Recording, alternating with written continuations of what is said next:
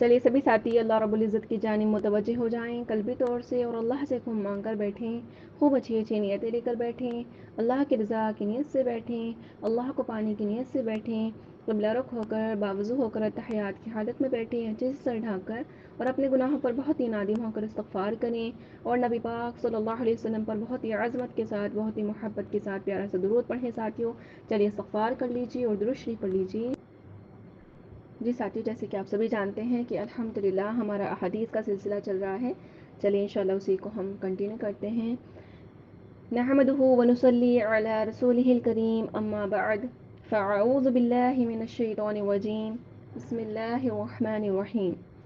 تو دیکھیں ہیں اب ہمارا جو ٹاپک رہے گا، دیکھیں جیسے کہ آپ کو پتا ہے مختلف چھوٹے چھوٹے ٹاپک رہتے ہیں، تو اب ہے ہمارا راستے سے تکلیف دہ چیز کا ہٹانا، ٹھیک ہے۔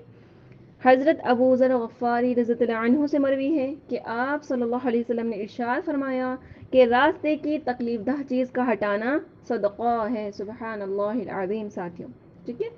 تو جیسے ہم دیکھے جا رہے ہیں راستے سے، ہم نے کوئی ٹہنی دیکھی ہے یا کیلے کا چھلک دیکھ لیا ہم نے، ٹھیک ہے، یا کچھ بھی ایسی چیز ہے ساتھیوں جس سے کسی انسان کو تکلیف ہو سکتی ہے، تو ہم اس کو اٹھا کر سائڈ کر دیں، ٹھیک ہے انشاءاللہ۔ تو یہ کیا ہے؟ یہ صدقہ ہے، ٹھیک ہے۔ اب اس کا اپوزٹ کیا ہے کہ اگر ہم کیا کر رہے ہیں کہ ہم فروٹ کھا رہے تھے راستے میں، تو ہم نے وہ چھلک باہر پھینک دیا، ہاں، تو ہماری وجہ سے اگر کسی کو تکلیف ہو گئی ہے، کوئی پھسل کر گر گیا ہے ساتھیوں، تو کبیرہ گناہ ہے، بہت بڑا، ہاں۔ اور اللہ کو بالکل یہ چیز ناپسند ہے ساتھیوں۔ اللہ تعالیٰ ان چیزوں پر انسان کی پکڑ کر لیتا ہے، کیونکہ آپ کو پتا ہے نا کہ انسان کو جو مسئلہ ہے، یعنی اللہ کے جو بندوں کا مسئلہ ہے، اللہ نے کافی ٹف کیا ہوا ہے کہ جب تک بندے معاف نہیں کریں گے تب تک میں نہیں معاف کروں گا، ٹھیک ہے ساتھی۔ تو کبیرہ گناہ ہے، اس کو بہت زیادہ سیریس لینا ہے انشاءاللہ تعالیٰ، ٹھیک ہے۔ تو ہم ایسی چیز تو نہیں کریں۔ اور جیسے ہم دیکھیں صحن ہے ہمارا بہت بڑا، اور ہم کپڑے دھو رہے ہیں، تو پٹڑی ہم نے کیا کی ہے کہ ہم نے صحن میں ہی چھوڑ دی ہے۔ کوئی آتا جاتا کیا ہوگا، ہاں، کہ اس سے لگا اور گر گیا، یا بچے ہیں کھیل رہے ہیں، ہاں، وہ اٹک کر گر گئے ہیں، تو ان چیزوں کا ہم نے بہت زیادہ خیال رکھنا ہے، ٹھیک ہے۔ اپنی ذات سے تو ہم نے یہ سب کرنا ہی نہیں ہے ساتھیوں، بلکہ اگر ہم یہ چیزیں دیکھ رہے ہیں کہ راستے میں کچھ بھی ایسی تکلیف دہ چیز ہے جس سے کسی مسلمان کو پریشانی ہو سکتی ہے، تو ہم اس کو اٹھا کر سائڈ کر دیں، ٹھیک ہے۔ تو پھر یہ کیا ہے؟ صدقہ ہے، الحمدللہ۔ تو دیکھیے صدقہ تو آپ کو پتا ہے کتنی بہترین چیز ہے نا، الحمدللہ۔ حضرت ابو ہریرہ رضی اللہ عنہ سے مروی ہے کہ آپ صلی اللہ علیہ وسلم نے ارشاد فرمایا کہ ایک آدمی کا انتقال ہو گیا، اس نے کوئی نیکی نہیں کی تھی، یعنی دیکھ لیں پوری زندگی میں اس نے کوئی نہیں نیکی کی تھی ساتھیوں، ہاں، لیکن مگر اس نے راستے سے کانٹے کی ٹہنی اٹھا کر پھینکی، یا کوئی درخت تھا جسے کاٹ ڈالا اور اسے کنارے ڈال دیا، ٹھیک ہے، تو اللہ پاک نے اسے اس کے بدلے جنت میں داخل کر دیا۔ سبحان اللہ العظیم، یعنی کتنی بڑی بات ہے ساتھیوں۔ یعنی اس نے اپنی زندگی میں کوئی بھی نیکی نہیں کی، لیکن اتنی سی نیکی کی کہ اس نے کیا کیا، کانٹے دار جو جھاڑی تھی اس کو سائڈ کر دے کہ بھائی کوئی یہاں سے گزرے گا تو اس کو تکلیف نہ ہو، الحمدللہ۔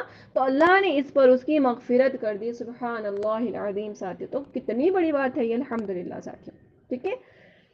حضرت انس رضی اللہ عنہ فرماتے ہیں کہ آپ صلی اللہ علیہ وسلم نے ارشاد فرمایا کہ اے انس، مسلمانوں کے راستے سے تکلیف دہ چیزوں کو ہٹاؤ، تمہاری نیکیاں زیادہ ہوں گی، الحمدللہ۔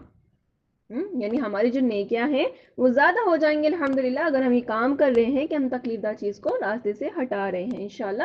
تو پھر آج سے خیال رکھیے گا ساتھیوں۔ اور دیکھیے جو آپ کو دکھ جائے کوئی رزق پڑا ہے، ٹھیک ہے، کچھ روٹی کا ٹکڑا پڑا ہے، تو ہم کیا کریں، تبھی اسے اٹھائیں اور ایک سائڈ رکھ لیں، کیونکہ یہ بے ادبی ہوتی ہے رزق اگر ہمارے زمین پر ہم دیکھ رہے ہیں کہ وہ پڑا ہوا ہے یا سڑک پر، ٹھیک ہے، تو ہم کیا کریں، اس کو سائڈ میں رکھ دیں اٹھا کر، ٹھیک ہے۔ اس سے بھی الحمدللہ ہماری بخشش ہو سکتی ہے ساتھیوں۔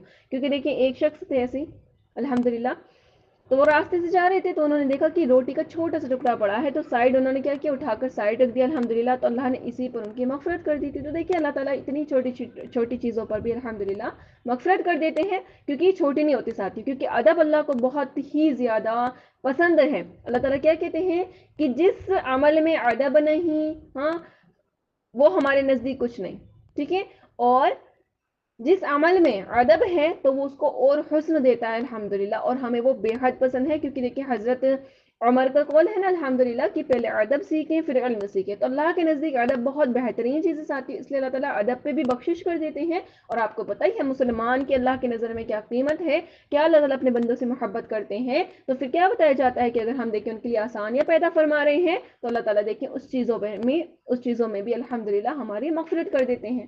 تو انشاءاللہ ہم نے ان چیزوں کا خیال رکھنا ہے ساتھیوں، ٹھیک ہے۔ اب یہ دیکھیں سلام کے متعلق ہماری احادیث، حضرت ابو ہریرہ رضی اللہ عنہ سے مروی ہے کہ آپ صلی اللہ علیہ وسلم نے ارشاد فرمایا کہ جنت میں اس وقت تک نہیں داخل ہو سکتا کوئی بھی جب تک کہ ایمان نہ لائے، ٹھیک ہے، جب تک کہ ایمان نہ لائے، اور اس وقت تک مومن نہیں ہو سکتے جب تک کہ آپس میں محبت نہ کرو۔ میں تم کو بتا دوں کہ محبت کس سے ہوگی، یعنی کس چیز سے ہوگی محبت؟ تو لوگوں نے کہا ہاں اے اللہ کے رسول صلی اللہ علیہ وسلم آپ فرمائیے۔ بالکل، تو اللہ کے نبی کریم صلی اللہ علیہ وسلم نے فرمایا کہ آپس میں سلام کو رائج کرو، الحمدللہ، یعنی سلام کو بلکہ عام کرنے کا حکم ہے ساتھیوں کہ آپس میں سلام کو خوب کرو الحمدللہ ساتھیوں۔ تو اس سے کیا ہوگا؟ محبت ہوگی، ٹھیک ہے، تو یہ ایمان والے کی صفت ہے، تو ہی ہمیں جنت ملے گی الحمدللہ ساتھیوں۔ یعنی دیکھیے جب تک ایمان نہ لائے جنت میں نہیں جا سکتے، اور کوئی بھی اس وقت تک مومن نہیں ہو سکتا جب تک آپس میں محبت نہ کر لے۔ اور محبت کس چیز سے بڑھ رہی ہے؟ سلام سے ساتھی الحمدللہ۔ گھر سے باہر جائیں، کوئی ہمیں دیکھیے مل جائے، چاہے ہمیں جانکاری ہے ان کی، ہم جانتے ہیں ان کو نہیں جانتے تب بھی، ٹھیک ہے، ہمارے رشتہ دار ہیں غیر رشتہ دار ہیں تب بھی ہم نے سب کو سلام کرنا ہے، بس احتیاط رکھیے گا کہ نامحرم کو نہ کریں ساتھی، ٹھیک ہے انشاءاللہ تعالی۔ اور باقی ہم گھر میں آ رہے ہیں تو الحمدللہ پھر سے سلام کریں۔ کیا ہوتا ہے کہ جب ہم گھر میں آتے ہیں سلام کر کے داخل ہوتے ہیں تو جو شیطان ہوتا ہے وہ باہر ہی رہ جاتا ہے، ٹھیک ہے۔ اب دیکھیے شیطان باہر رہ گیا تو بتائیں کہاں ہمیں کوئی بہکانے والا، ہاں الحمدللہ پھر ہم کیسے گناہ کریں گے؟ نہیں کریں گے انشاءاللہ تعالیٰ، ٹھیک ہے۔ تو پھر ہمیں کیا کرنا ہے؟ سلام کو رائج کرنا ہے، عام کرنا ہے، بہت زیادہ کثرت سے کرنا ہے انشاءاللہ تعالیٰ، ٹھیک ہے۔ حضرت ابو دردہ رضی اللہ عنہ سے مروی ہے کہ رسول اللہ صلی اللہ علیہ وسلم نے ارشاد فرمایا کہ سلام کو رائج کرو تاکہ تمہارا درجہ بلند ہو، سبحان اللہ۔ یعنی سلام کو ہم جب بہت زیادہ کریں گے نا ساتھیوں تو اللہ تعالیٰ کیا کرے گا؟ ہمارا جو درجہ ہے وہ بلند کر دیں گے، یعنی اونچا کر دیں گے الحمدللہ، ٹھیک ہے۔ اور ویسے بھی دیکھیں سلام میں پہل کرنے والا تکبر سے بری ہوتا ہے۔ ہم یہ نہ سوچیں کہ ہمیں ہی کوئی سلام کرے تو ہم بس کیا کر لیں؟ جواب دے دیں، ٹھیک ہے۔ اگر کوئی اس چکر میں رہتا ہے نا کہ بس مجھے ہی سلام کیا جائے اور میں صرف جواب لوں گی، ٹھیک ہے، تو پھر کیا ہوتا ہے ساتھیوں؟ اس میں تکبر ہے، اور تکبر والے کو اللہ تعالیٰ بالکل پسند نہیں کرتا۔ اللہ تعالیٰ تکبر والے کو پست کر دیتا ہے، یعنی وہ اپنے آپ کو بلند کرنا چاہتا ہے، وہ چاہتے کہ میری نیچی نہ ہو، لیکن اللہ تعالیٰ اس کو نیچا ہی دکھا دیتے ہیں۔ لیکن جو سلام میں پہل کرتا ہے الحمدللہ وہ تکبر سے بری ہوتا ہے، تو اللہ تعالیٰ اس وجہ سے اس کے درجے کو بلند فرما دیتے ہیں، سبحان اللہ۔ حضرت غالب غطان رضی اللہ عنہ کی روایت میں ہے کہ آپ صلی اللہ علیہ وسلم نے ارشاد فرمایا جو لوگوں پر سلام کرے اسے 10 نیکیاں ملتی ہیں الحمدللہ۔ اگر ہم کر رہے ہیں السلام علیکم تو 10 نیکیاں، السلام علیکم ورحمۃ اللہ 20 نیکیاں، السلام علیکم ورحمۃ اللہ وبرکاتہ ہم نے ایسے کیا ساتھیوں تو الحمدللہ ہمیں 30 نیکیاں مل گئی ہیں۔ اور یہ ایک ایک نیکی کا کل قیامت کے دن ہمیں پتہ چلنے والا ہے کہ ایک ایک نیکی کتنی زیادہ قیمت رکھتی ہے الحمدللہ۔ کیا ہوگا کہ کوئی شخص ہوگا جس کی 99 نیکیاں ہو جائیں گی، ہاں، اور ایک گناہ ہو جائے گا۔ اب اس نے نیکیاں دیکھے 100 کرنی ہے تو وہ نیکی کے لیے ایک نیکی کے لیے پورے میدان محشر میں بھاگے گا، اپنے دوست احباب کے پاس جائے گا کہ مجھے ایک نیکی دے دے، لیکن کوئی نہیں دے گا، ہاں، اپنے ماں باپ کے پاس جائے گا، ماں باپ منہ موڑ لیں گے، اپنی اولاد کے پاس جائے گا کہ دیکھو میرے بچوں میں نے زندگی میں تمہارے لیے کتنا کچھ کیا، آج مجھے ایک نیکی کی ضرورت پڑی ہے، کیا تم دو گے؟ تو وہ کہیں گے کہ نہیں آج ہم تمہاری کوئی مدد نہیں کر سکتے ہیں۔ بیوی کے پاس جائے گا، کہے گا کہ دیکھے تم تو مجھ سے بہت زیادہ محبت کرتی تھی نا، بس ایک نیکی دے دیجئے کہ میں جنت میں چلا جاؤں، تو کوئی بھی اس کو ایک نیکی نہیں دے گا ساتھیوں۔ تو اس وقت پتا چلے گا کہ یہ سلام جو ہم کر رہے تھے السلام علیکم، ہاں، اس میں صرف 10 نیکیاں مل رہی تھی، کیوں نہ ہم السلام علیکم ورحمۃ اللہ وبرکاتہ کر لیتے، ہمیں 30 نیکیاں مل جاتی ساتھیوں، ٹھیک ہے۔ تو انشاءاللہ ہم نے 30 نیکیاں کمانی ہے ساتھی انشاءاللہ، ٹھیک ہے۔ حضرت عبد الرحمن بن شبلی رضی اللہ عنہ سے مروی ہے کہ آپ صلی اللہ علیہ وسلم نے فرمایا کہ جو سلام کا جواب نہ دے وہ میری امت میں سے نہیں، اللہ اکبر کبیرہ۔